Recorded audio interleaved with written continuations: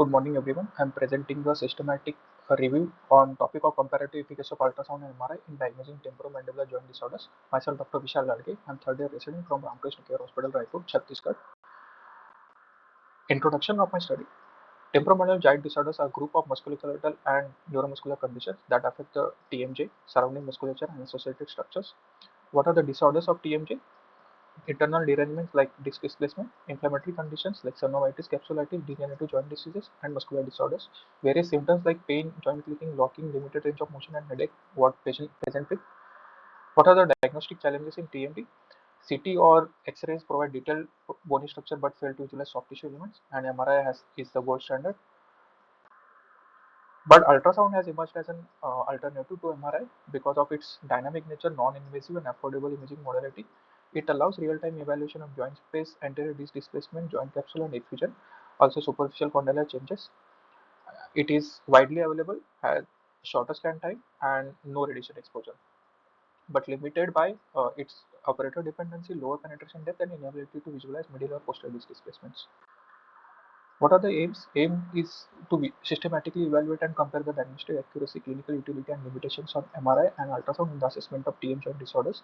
Objective is to assess the sensitivity and specificity of MRI and ultrasound, to analyze the strengths and limitations of both imaging modalities, to explore the feasibility and reliability of ultrasound as an alternative or an adjunct to MRI and TMJ diagnosis. Methods. Various researches were collected through databases including PubMed, Scopus, Web of Science, and Google Scholar using the following keywords. Inclusion criteria: studies evaluating both MRI and ultrasound, studies involving human participants with confirmed TMDs, comparative accuracy studies with statistical analysis, and articles published in English. Various studies which I have included are formulated in this table. Study selection. Total of 320 studies were identified through database researches.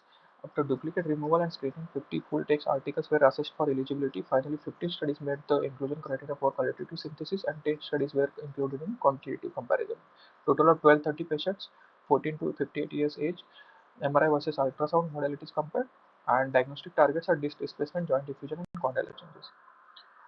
What are the results? Ultrasound performed well for anterior disc displacement, particularly in closed mode position. However, medial and posterior displacements were often missed, which are easy to diagnose on MRI. Pie chart and bar chart showing higher MRI sensitivity and specificity over ultrasound. The interpretation of my study is the overall diagnostic advantage of MRI is evident, especially in visualizing medial posterior disposition and bone marrow pathology. However, ultrasound remains a clinically valuable, lower cost option, particularly for anterior disc displacement and superficial joint assessment.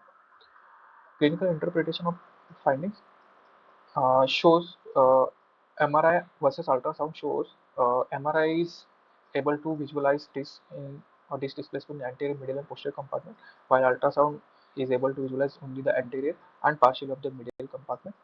While MRI is limited, accessible, and is expensive modality, while ultrasound is widely available and of low cost. Discussion. Interpretation of statistical findings shows MRI demonstrated sensitivity range of 80 to 90%, 98%, and specificity range of 90 to 95%, while ultrasound showed 60 to 85 and 70 to 92% respectively. So MRI remains superior for complex or chronic TMD presentations, and ultrasound holds promise as a dynamic, accessible, and repeatable screening and follow. The conclusion is MRI should be considered as the gold standard uh, because of its ability to visualize articular disc displacements in all directions, bone marrow edema, joint diffusion, signable inflammations. However, drawbacks include high cost, limited accessibility, longer imaging time. While ultrasound has emerged as a promising alternative because of its low cost, wider availability, dynamic real-time imaging, and non-invasive nature, but limited by operator dependency and unable to visualize medial or posterior disc displacements. All the studies recommended combined imaging strategy where to follow initial ultrasound screening followed by MRI to confirm the diagnosis of ultrasound. What are the limitations and recommendations? Limitation is heterogeneity in ultrasound techniques among all the operators, absence of universal ultrasound protocol. What are the future directions? Standardization of ultrasound protocols is critical. Development of AI-assisted interpretation tool. Further studies on pediatric population where ultrasound has the most benefit, and integration of ultrasound into rheumatological imaging modalities. These are my references. references.